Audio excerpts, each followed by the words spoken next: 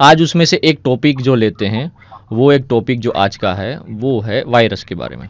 Virus virus है क्या? आपके सिस्टम के अंदर जब भी कोई सिस्टम हैंग हो जाना, या फिर फाइल करप्ट हो जाती है, ओपन नहीं होती, ठीक है ना, ये सारा जो सिचुएशन है ये सारा वायरस के रिगार्डिंग होता है। मतलब इन शॉर्ट ऐसा एक सॉफ्टवेयर या फाइल आपके सिस्टम के अंदर इंक्लूड हो चुकी होती है, जिसकी वजह से आपका जो कंप्यूटर फंक्शन है वो वर्क करना बंद कर देता है, या फिर कहीं सिस्टम एक बार चिपक जाती है, राइट। ये सारा काम जो है वायरस का है। ये जो काम ज़रूरी नहीं कि यही काम करते हैं, उनको जब प्रोग्रामिंग करने के टाइम जो उनको फंक्शन दिया गया होता है उसके हिसाब से अलोकेट काम करते हैं, ठीक है ना।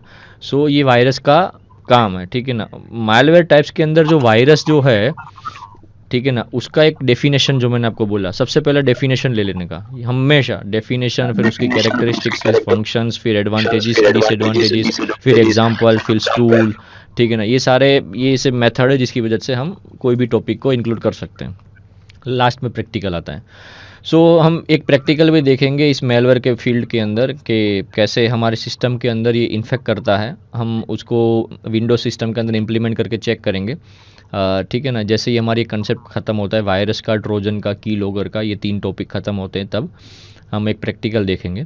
सबसे पहले हम देख लेते हैं वायरस के बारे में क्या है। सबसे पहले basic definition, self replicating software that produces its own copy by attaching itself to another program or file. मतलब इसका ऐसा काम है कि भाई ये सेल्फ रेप्लिकेटिंग होता रहता है। ये सेल्फ रेप्लिकेटिंग मतलब आपको जिस लोकेशन पे इसको पहुंचाना है वहां तक तो आपकी ह्यूमन इंटरेक्शन होगा, फिर उसके बाद ये सेल्फ रेप्लिकेट होता रहेगा।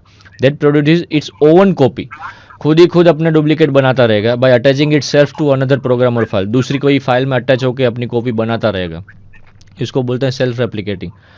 इट्स ट्रांसफ़र थ्रू, मतलब ये कैसे ट्रांसफ़र होता है, आप जब भी कोई गूगल से कुछ कोई चीज़ डाउनलोड करते हो, ठीक है ना, या फिर फाइल शेयरिंग करने के टाइम, या फिर ईमेल अटैचमेंट्स में आपने कोई गलती से कोई लिंक क्लिक कर दी, तो लिंक क्लिक करने के बाद जब कोई लिंक ओपन होने के बाद जब रीडायरेक्ट होता है पेज, तो रीडायरेक्ट करने के बाद जैसे आपकी स्क्रीन पे पेज आता है तो एट अ टाइम वहाँ पे बैकएंड में वायरस डाउनलोड हो जाता है। सो ये इसका काम है, यहाँ से ये ट्रांसफ़र होता रहता है। इसकी कैरेक्टरिस्टिक्स क्या है? कैरेक्टरिस्टिक्स क्या है?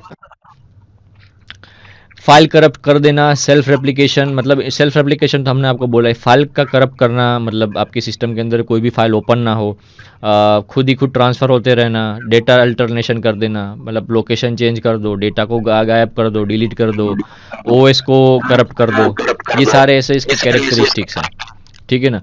लेकिन इसमें से भी वायरस जो होते हैं वो सिर्फ और सिर्फ आपकी सिस्टम में दिखाने के, जब आप सिस्टम में यूज़ करते हो तभी ये चालू नहीं हो, मतलब तब काम नहीं करते। ऐसे वायरस भी होते हैं जो आपकी सिस्टम को चालू होने से पहले ही, मतलब रूट लेवल तक, जैसे हमको बूट लेवल बोलते हैं, बूट लेवल से भी ये इसको एक्सेस कर सकते हैं, और बूट लेवल से भी हम वायरस को एनेबल करके उसकी प्रोसेस को गो थ्रू कर सकते हैं जब भी आपकी सिस्टम चालू हो उससे पहले, ठीक है ना।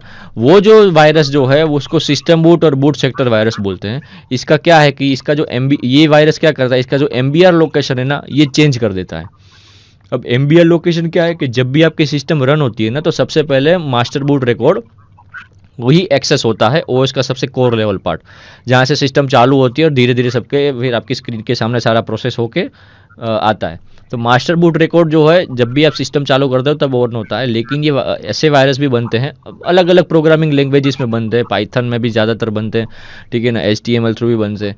तो ये वायरस ऐसे क्या करते हैं कि जब भी ये सिस्टम आप चालू करो ना तो MBR को चालू होने से पहले ही वो खुद रन हो जाते हैं, ताकि आपकी सिस्टम चालू ही ना हो, हैंग हो जाए और आपको ऐसा लगे कि मेरी सिस्टम बंद हो गई या बिगड़ गई, चालू नहीं हो रही, लेकिन एक्चुअल में ये वायरस होता है, ठीक है ना। सो ऐसे सिक्योर बूट जो वायरसेस हैं, ठीक है ना, वो MBR लोकेशन पे काम करते हैं जहां पे वायरस सबसे पहले एनेबल होगा, फिर उसके बाद MBR लोकेशन पे एंट्री मारेगा, ताकि MBR लोकेशन की जो चेंजेस है, पाथ जो प्रोसेस फॉलो करने की, वो बाद में होगी, तो आपकी सिस्टम चालू होगी तो हैंग हो जाएगी, ये सब कुछ होता रहेगा। सो ये वायरसेस के काम है जनरली ये वायरस अलग अलग प्रोग्रामिंग लैंग्वेजेस में बनते रहते हैं, ठीक है ना। सो इसका पूरा डेवलपमेंट ही अलग है, मालवेयर डेवलपमेंट जिसको बोलते हैं, मालवेयर एनालिसिस भी बोलते हैं, जिसमें ऐसे एनालिस्ट बनते हैं जो मेलवेयर को एनालाइज करते हैं, क्रिएट करते हैं। जैसे आपकी एंटीवायरस सिस्टम जो है, एंटीवायरस आप जो यूज़ करते हो, तो वहाँ पे मेलवेयर एनालिस्ट और मेलवेयर डेवलपमेंट वहाँ पे भी होता है, वो फील्ड है पूरी, जो वायरस को, ट्रोजन को, वॉर्म्स को बनाती है, कैसे वो काम करेगी, कैसे उसका इन्फेक्शन है तो उसकी रिगार्डिंग कैसे हम उसको डिसइंफेक्ट कर सकते हैं, ऐसे कैसे एंटीवायरस बना सकते हैं, ठीक है। सो ये पूरी डिपार्टमेंट है, हमको ये छोटा सा कंसेप्ट जानना ज़रूरी था इसके रिगार्डिंग, इसलिए हमने ये वायरस का टॉपिक आज लिया। हम प्रैक्टिकल भी देखेंगे कैसे काम होता है। जनरली ट्रोजन के बारे में भी हमारा नेक्स्ट लेक्चर है, ट्रोजन उसका अगर उसका प्रैक्टिकल अगर सिस्टम में आपको बताऊं तो हम ट्राई करेंगे कि ट्रोजन हम लाइव कैसे विंडोज सिस्टम के अंदर एक्सेस कर पाएँ, ठीक है ना, ट्रोजन थ्रू। जनरली ये ट्रोजन हमारा जो नेक्स्ट टॉपिक है, जो मैं आपको बताऊंगा ट्रोजन के बारे में, तो छोटा सा एक थियोरिटिकल कंसेप्ट है। सो ठीक है, सो ट्रोजन, वायरस और कीलॉगर, ये 3 टॉपिक ख़त्म होने के बाद हम एक प्रैक्टिकल देखेंगे, फिर उसके बाद हम नेक्स्ट टॉपिक पे जाएंगे। सो एक प्रैक्टिकल करना ज़रूरी है कि जो वायरस कैसे इन्फेक्ट करता है हमारे सिस्टम पे, ठीक है ना, पहली। और दूसरी चीज़ कि कैसे हम एक्सेस कर सकते हैं सिस्टम को, ठीक है। सो ये 2 प्रैक्टिकल रहेंगे। अभी के लिए इतना ही। अगर इसके